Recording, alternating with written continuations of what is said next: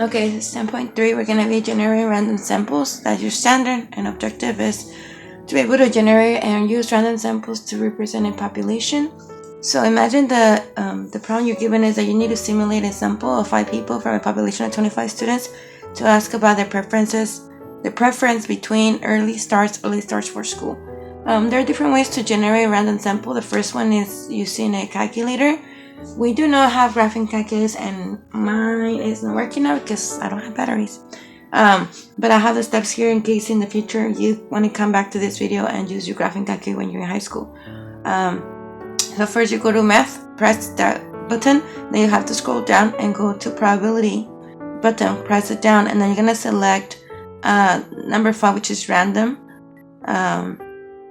And then you're going to type number 1 through 25, so the least number, which is 1, and the 25 is the greatest number of your population, number of students. And you're going to hit enter 5 times. So it's going to give you the 5 different random sample numbers that you need to ask.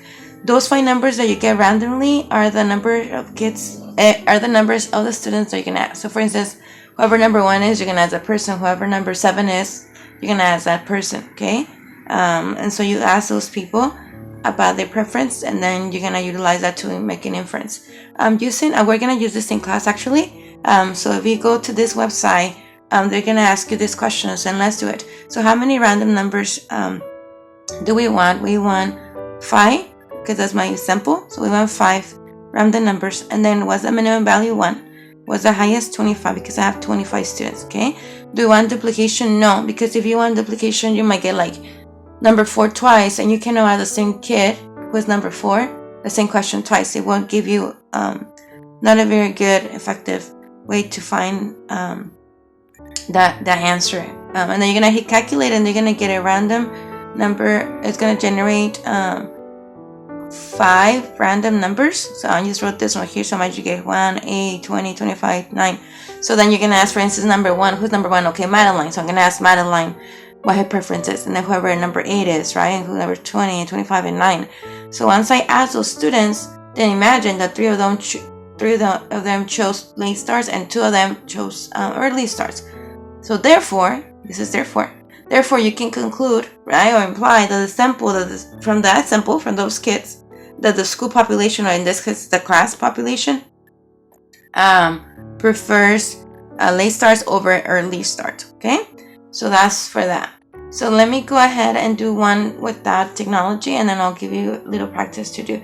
So with that technology, first thing we're going to do is create a 25 chart. Now, because this one, I can also use dice, but I'm going to show you in case, because dice only go from 1 to 6.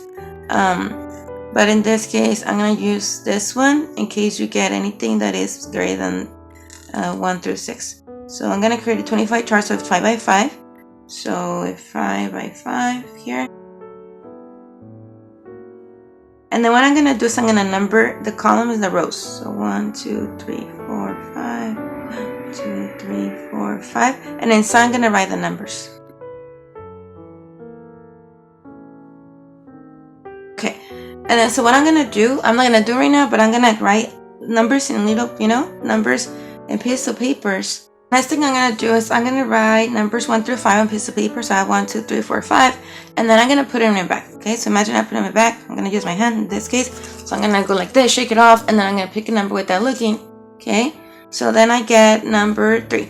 And so I have to decide. Number 3 is going to, in this case, I'm going to make it represent the column. Okay, so column number 3 is right here. So this is my column right here. Okay. I'm going to put it back in the bag, and I'm going to shake it again. Okay. And I'm going to pull it up another, we looked. I'm going to pull up another number without looking.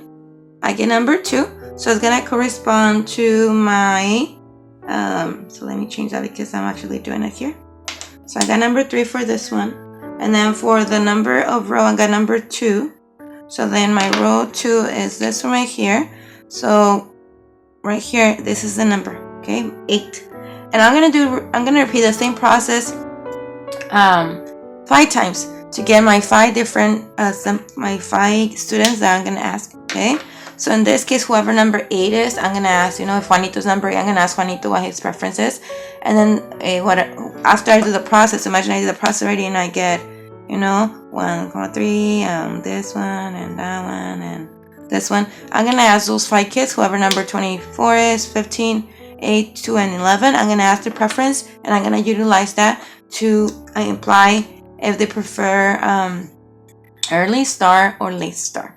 Okay? God bless you. You're amazing. You got this. We're almost there.